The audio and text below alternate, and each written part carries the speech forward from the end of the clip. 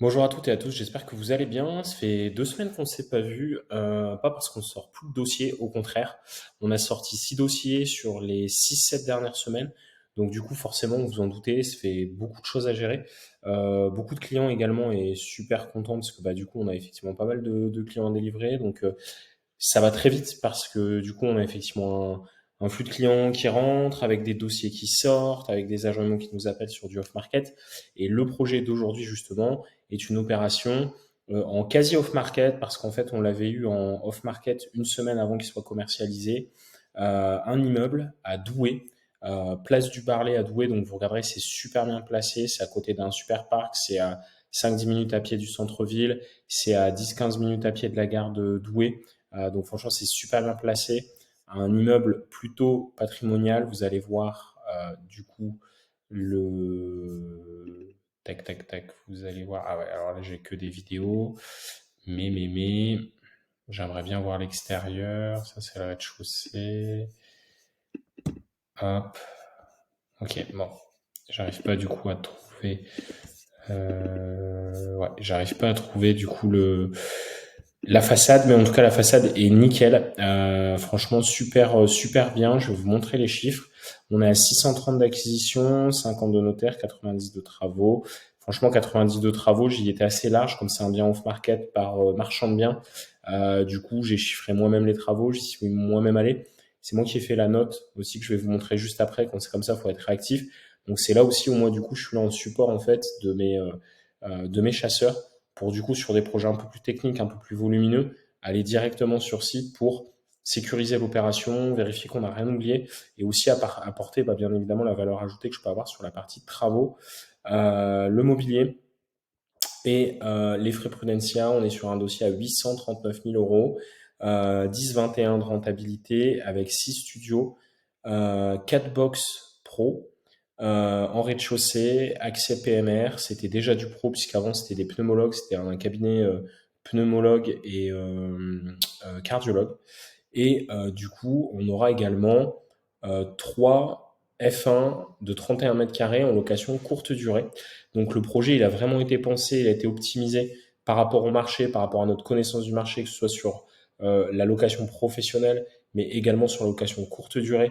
On a aujourd'hui justement un partenaire sur la partie location courte durée qui nous accompagne sur l'ensemble des Hauts-de-France, qui est très sérieux, qui est carré, qui vient justement aussi apporter sa patte pour optimiser la mise en location courte durée. Donc tout ça nous permet justement d'avoir vraiment des biens de qualité parce que paradoxalement, quand vous êtes sur des biens à plus de 500 000 euros, souvent, c'est très rare en fait de trouver de la rentabilité à plus de 500 000 euros. Vous allez me dire, c'est bizarre, il y a moins de monde. Normalement, on pourrait faire des plus belles négos. Mais non, en fait, c'est plus compliqué de trouver de la rentabilité sur des biens à plus de 500 000 euros. Donc là, trouver un bien patrimonial, centre de Douai, 839 000 euros à 10,21 de rentabilité, franchement, c'est une super belle opération. Je vais vous présenter le projet du coup plus en détail. Voilà, donc ça, je vous l'ai déjà dit. On a 100% des décennales puisque du coup, c'est un marchand de biens professionnel qui vend. Il y a un check de la toiture et des chaînons qui sont faits. Les réparations, bien évidemment, seront réalisées par le vendeur, composition de l'immeuble. L'espace pro, vous allez voir, à la base, le marchand ne vendait pas 4 espaces professionnels, il vendait 3 appartements, 3 studios en rez-de-chaussée. Et en fait, vous allez comprendre aussi justement sur l'aspect technique, là où je peux avoir une valeur ajoutée, parce que typiquement, il y a un des 3 apparts, pour moi, ça aurait été très compliqué de le louer. Donc du coup, bah, en fait, si j'arrive pas à louer cet appart ou que je le loue pas au prix que je veux le louer, forcément, ça vient planter mes chiffres et ma rentabilité. Voilà. Donc moi, j'avais mis effectivement ici les points à valider. Valider que la taxe foncière, elle était bien à 4 000 euros maximum, puisque du coup, on n'avait pas la dernière taxe foncière. Donc moi, quand on me dit oui, la taxe foncière, elle est de temps, vous doutez bien que sur une opération comme ça, et même sur une opération à 80 000 euros d'ailleurs, tant que j'ai pas les éléments, voilà, je ne crois que ce que je vois. Via un projeté après travaux, valider qu'on sera bien en DPED, puisque c'est pareil. Le marchand n'isolait pas les plafonds. Donc sincèrement, il y a quasi 4 mètres de hauteur sous plafond, c'est impressionnant. Donc il y a beaucoup de cachets aussi dans cet immeuble. Et du coup, 4 mètres de hauteur sous plafond, c'est débile, parce que déjà, vous allez chauffer pour rien. Et en plus de ça, étant donné que c'est des anciens bâtiments plancher bois, forcément que c'est pas isolé. Donc du coup, il y a tout intérêt à baisser le plafond pour 2 raisons. La première, c'est venir justement isoler, que ce soit thermiquement pour avoir des DPE de meilleure qualité, mais aussi phoniquement. Et en plus, en termes de consommation d'électricité pour votre locataire, ça fait un troisième point justement pour lequel il est pertinent de venir rabaisser ce plafond et isoler. Donc là, du coup, ça, moi, je l'ai intégré dans mon enveloppe travaux. C'était pas du tout intégré par le marchand de biens. Il y avait rien là-dessus. Et pareil, en fonction des surfaces, 20-30 mètres carrés, je sais aujourd'hui à peu près ce qu'il va falloir faire pour avoir des DPE en D, notamment l'isolation des murs extérieurs en 120. Donc là, du coup, on avait vérifié que ça, c'était OK. Et du coup, l'idée, c'était effectivement voilà, de pouvoir s'assurer qu'on allait avoir les bons DPE.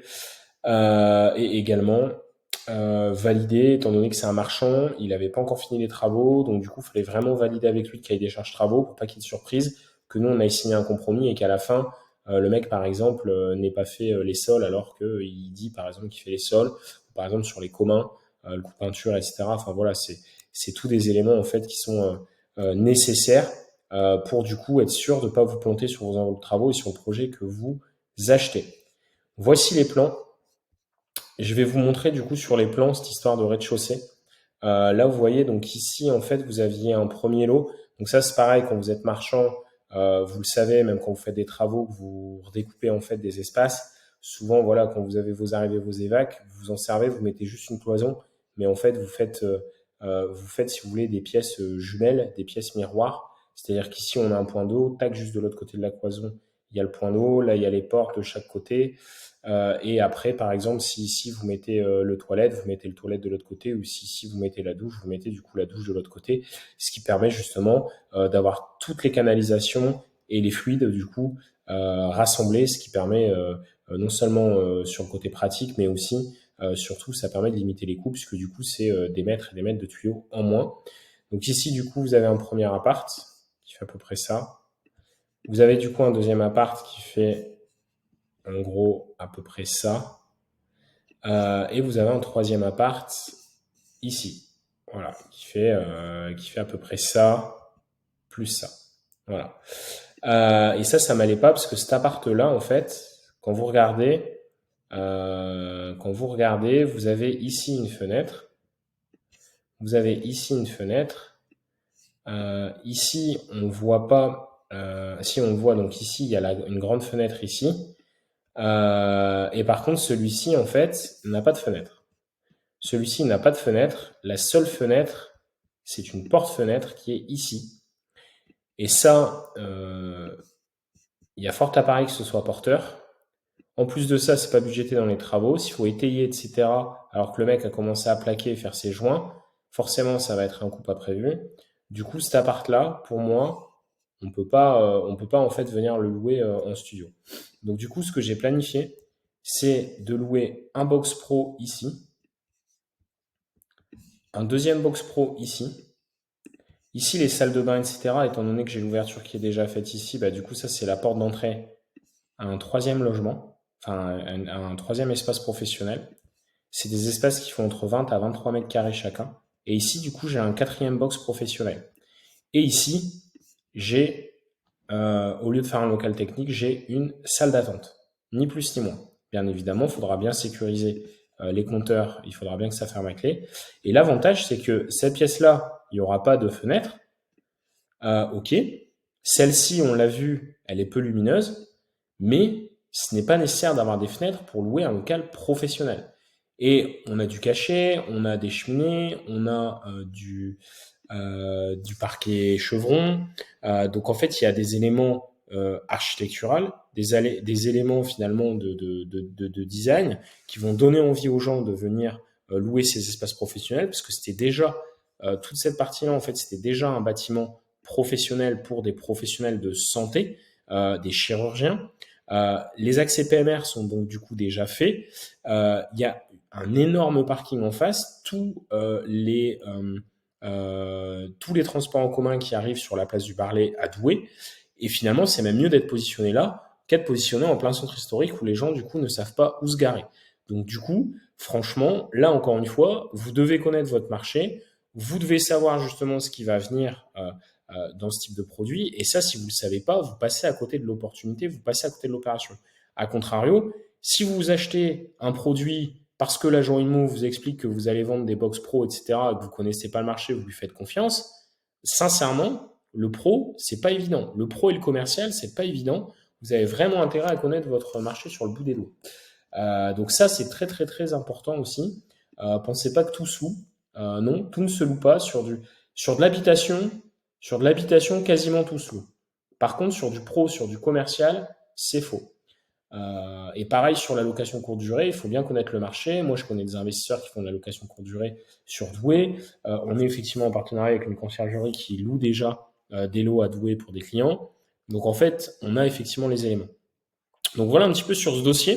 J'espère que cette vidéo vous a plu. N'hésitez pas à me répondre par mail, à me poser des questions si vous avez justement des questions sur ce dossier, s'il y a des éléments que j'ai dit que vous n'avez pas compris, s'il y a des éléments sur lesquels vous n'êtes pas d'accord avec moi également. N'hésitez pas à me faire part de vos retours. N'hésitez pas également, si vous êtes en phase justement d'acquisition, que vous souhaitez investir dans l'immobilier, que vous avez peut-être déjà investi, que vous souhaitez réinvestir, ou alors que ce soit votre première opération, n'hésitez pas à réserver un appel avec moi directement sur le lien de mon calendrier qui est dans ce mail. Et j'aurai plaisir du coup de pouvoir échanger avec vous. Je vous souhaite une excellente journée.